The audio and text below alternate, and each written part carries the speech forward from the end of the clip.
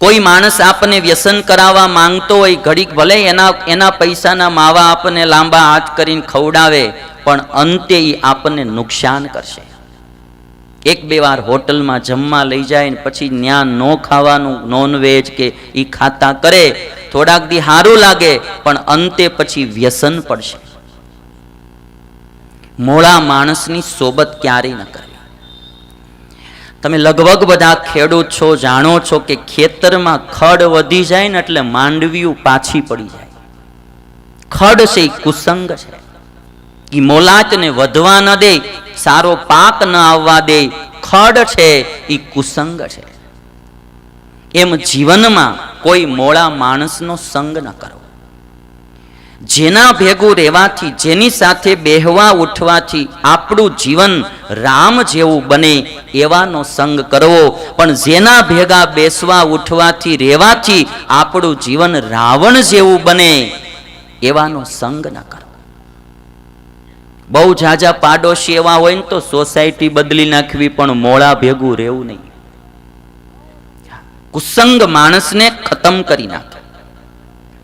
આ દુનિયામાં જે કોઈ માણસો છે એમાં 1% માણસ જન્મજાત દૈવી જન્મે છે, કે એને ગમે એવા કુસંગીઓનો યોગ થાય પણ છતાંય એનું નૂર ન બદલે એવો 1% માણસ જન્મે. બહુ ઉદારતાથી કહું છું, 1%. અને 1% માણસ એવો આસુરી જન્મે છે આ દુનિયામાં, 1%, કે એને ગમે એવો સારો સંગ મળે છતાં એ માણસ સુધરતો નથી. 1% દૈવી જીવ જન્મે છે, જન્મજાત. એને ગમે એવા કુસંગીના યોગમાં આવે પણ એ પોતાના ધર્મ, નિયમ, ટેક, વ્રત એ છોડતો નથી, પોતાની સંસ્કૃતિને છોડતો નથી. 1%. અને 1% માણસ એવો મળે કે એને ગમે એટલો સારો સંગ મળે પણ છતાં એ સુધરતો નથી. અને 98% માણસો એવા છે કે જેને જેવો સંગ મળે એવો રંગ લાગે, જેવો સંગ એવો રંગ. ધોળા કપડા જેવા છે, લાલ રંગમાં નાખો તો લાલ થાય, લીલામાં નાખો તો લીલા થાય, કાળામાં નાખો તો કાળા થાય. એક નાનો એવો ચાર્ટ તમને બતાવું સંગનો. તમે જો 1% માણસ આ દુનિયામાં સ્વતઃ દૈવી જન્મે છે, 1% માણસ સ્વતઃ આસુરી જન્મે છે. આ 1% દૈવી છે ને એને કોઈ બગાડી ન શકે. એનું પોતાનું જ નૂર એવું છે, એને દુનિયામાં કોઈ બગાડી ન શકે. ગમે એવા વળજમાં આવે પણ એ કુસંગમાં આવે પણ એ બદલે નહીં, એનો ધર્મ છોડે નહીં. અને 1% આસુરી માણસ છે, એ ગમે એવા સારા સંગમાં આવે પણ સુધરે નહીં. અને બાકીના 98% માણસો સંગે દૈવી થાય અને સંગે આસુરી થાય. સારાના સંગમાં આવે તો સારા થાય, મોળાના સંગમાં આવે તો મોળા થાય. અને તમે જો વરસાદનું પાણી તો ઉપરથી એક જ પડતું હોય.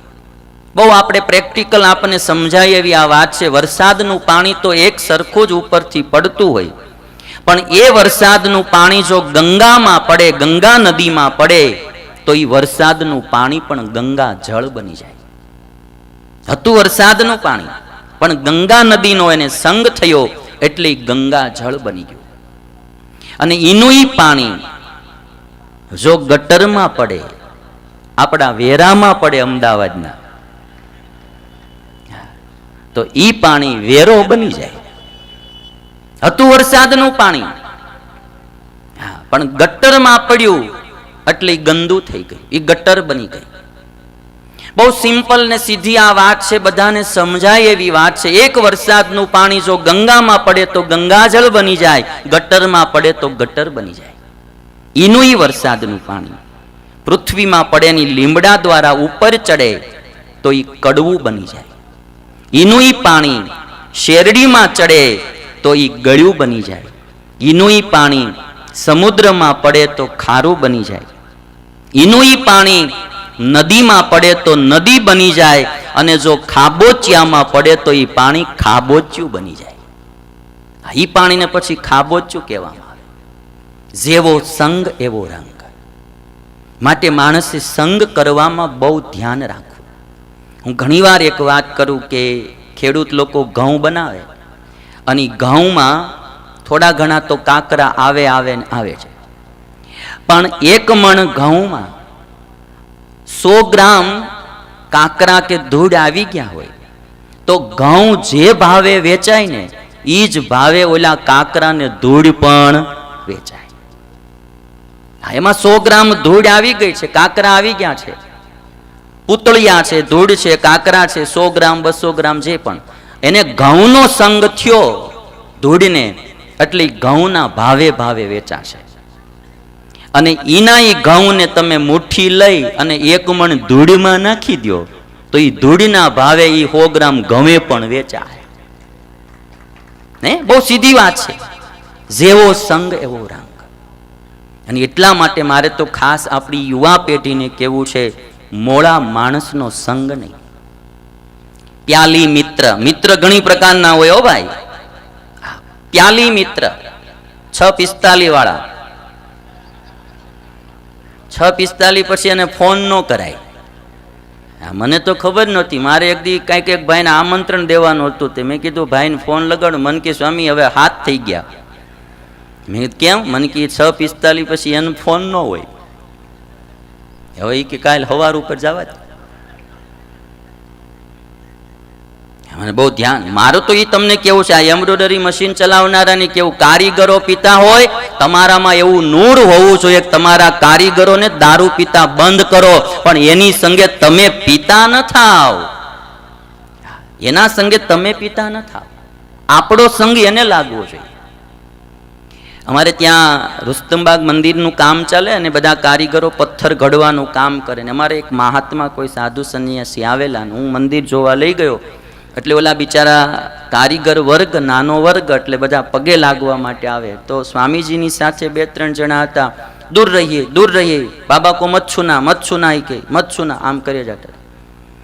એટલે કે ભાઈ એ બધા કારીગર વર્ગ નાયા હોય, નો નાયા હોય, આ છે તે છે, અપવિત્ર હોય, અને સ્વામીજીને અડે તો એ અપવિત્ર થઈ જાય એમ, એટલે એને અડવા ન દીધા. પણ મને આ વાત ન ગમી. મને એમ થયું કે કારીગર વર્ગ આને અડે, જો આ અપવિત્ર થઈ જાય તો આનામાં નૂર હું? આ એટલો પવિત્ર હોવો જોઈએ કે કારીગર વર્ગ આને અડે તો એ પવિત્ર થઈ જવો જોઈએ, એ નૂર આનામાં હોવું જોઈએ. એમ આપણે હિન્દુસ્તાની છીએ, આપણી ભેગો કોઈ આવે તો એ પીતો હોય તો બંધ થઈ જવો જોઈએ, આપણે એની ભેગું પીતું ન થાવ. એટલે આ સંગ માણસને બહુ હેરાન કરનારો છે. એટલા માટે કહું છું, પ્યાલી મિત્ર, એવા મિત્રનો સંગ ન કરો. દારૂ મારી નાખે ભાઈ.